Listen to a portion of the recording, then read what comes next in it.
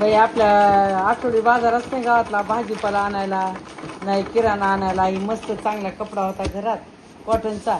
तर म्हणलं चला याची पिशवी शिवाय म्हणलं भाजीपाला आणण्यासाठी एक असं हे मध्ये राईस बॅगचं घातलेले आणि हे अस्तर हे. तर म्हणलं याच्याशी मोठी छान पिशवी शिवाय मला.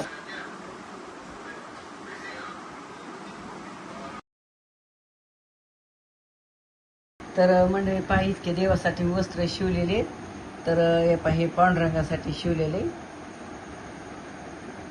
आणि हे कृष्णासाठी आणि हे आपला कलश असतो ना देवापुढं नारळाचा त्याच्यासाठी हे एक आणि हे एक असे 2 शिवलेले आणि हे काय काय देवाला असे रुमालासारखे असे पट्ट्या शिवलेले. तर इतके शिवलेले.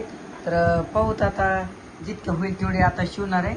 आणखीन मला सगळ्या देवांना वस्त्र शिवणार आहे शिवायचे पण बघूत आता. तर चला तर मंडळी 1-2 पिशव्या शिवल्या मालकाला डबा नेण्यासाठी कारण उद्या जगन्नाथपुरीला आणि उरिसाला जाणार देवदेव करायला. आणि चला देवाला 2-3 वस्त्र पण शिवले होईल तेवढे. तरी आपण देवाला वस्त्र घातले मस्तपैकी कलशाला पण वस्त्र घातले.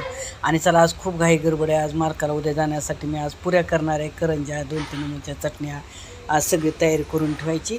आणि संध्याकाळच्या वेळेला चला आता दिवाबत्ती पण झाली लगेच पुऱ्या करायला सुरुवात केली. झालं ना आता या अशा आकाराच्या पण त्रिकोणी आकाराच्या पण छान वाटतात नाही का पुरे. किती राहिल्या थोड्या राहिल्या फॅन खाली ठेवू बराच 2 दिवस राहतात टिकतात पुरे नाही का.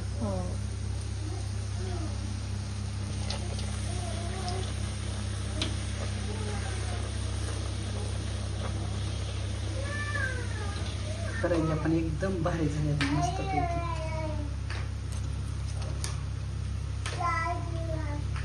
आता हे थोडशा त्या येळाच्या टोपल्या ठेवू थोड्यापासून नाही का.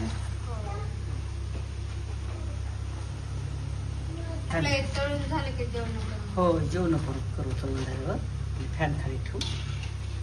प्रवासात त्याच्यामध्ये हे चांगल्या फॅन खाली थंड एकदम झाल्यावर मग पॅक करायचं कारण 2 दिवस कसे टिकतात. करंज्या पण मस्तपैकी झालेल्या आहेत. या पण आता थंड करायच्या आहेत चांगल्या म्हणजे पाठ मालकाला जायचे देवाला. जय बाप्पा जय पाऊ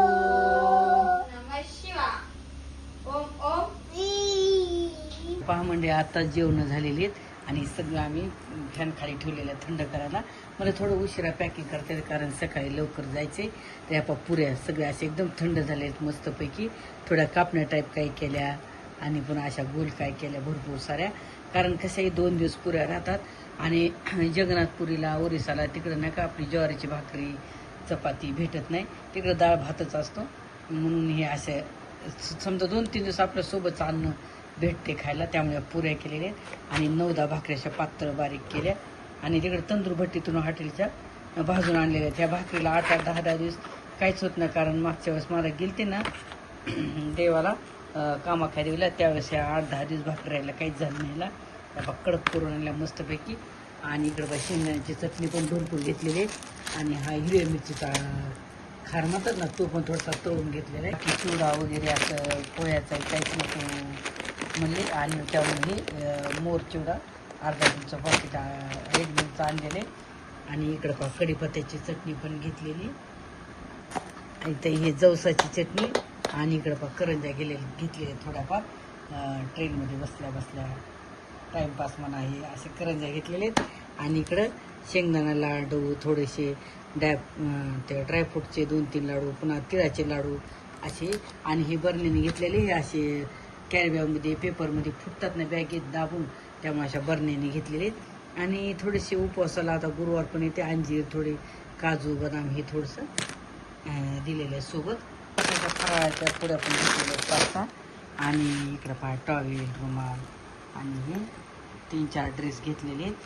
आणि आमचा बसचा पास पण आहे असावा सोबत म्हणून पुढं बसची वेळ आणि प्रवास करायची तर सोबत राहावा. आणि हे ड्रेस 2-3 घेतले. आणि इकडं पहा मी आज दुपारी मी पिशवी शिवलेले म्हणजे जेवणाचं सामान ठेवण्यासाठी. तर भरपूर अशी रुंद छानपैकी झालेली पिशवी. तर आता याच्यामध्ये पूर्ण सामान हे थंड झालेलं भरून ठेवणार आहे. आणि सकाळी फक्त पोळ्या आणि थोडंसं मोकळी काहीतरी भाजी द्यायची सोबत. आणि आता हे पॅकिंग करून हो आलो आलो